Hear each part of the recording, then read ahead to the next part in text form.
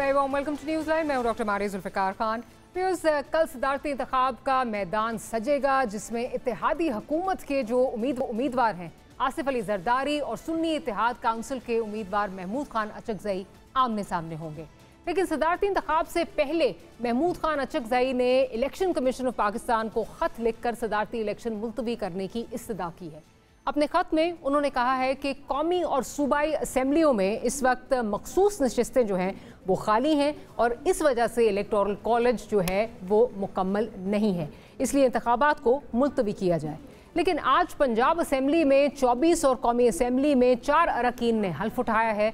Punjab assembly में opposition ने भरपूर एहतजाज किया है कि मामला लाहौर हाई कोर्ट में ज़ेर समात है, इसलिए हल्फ ना लिया जाए। इसी तरह कौमी असम्बली की अगर बात की जाए तो कौमी असम्बली में भी सुन्नी इत्तेहाद काउंसिल ने 4 अरकान की हल्फ बर्दारी पर एहतजाज किया है और इसे आइन शिकनी और तौहीन अदालत करार दिया है, जिस पर अटॉर्नी जनरल ने ऐवान में आकर वजाहत दी है कि पेशावर हाई कोर्ट के स्टे ऑर्डर का इतलाक खैबर पख्तूनख्वा के मखसूस नशिस्तों तक महदूद है और उन अरकान ने हल्फ नहीं उठाया। इसलिए आज कौमी असम्बली में हल्फ उठाने वालों ने तौहीन अदालत या आइन शिकनी नहीं की है।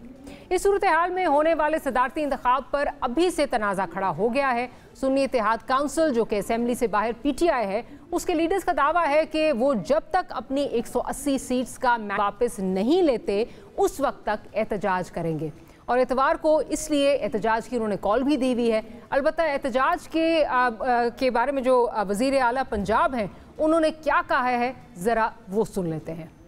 अगर आपने अमनो अमान की कोई सिचुएशन क्रिएट करने की कोशिश की, लॉ एंड ऑर्डर की कोई सिचुएशन क्रिएट करने की कोशिश की, सियासत की आड़ में अगर आपने अवाम के लिए कोई मुश्किलात पैदा करने की कोशिश की और ये जो लूजर्स माइंडसेट है उसको अगर हम पर इम्पोज करने की कोशिश की तो आई विल बी रूथलेस।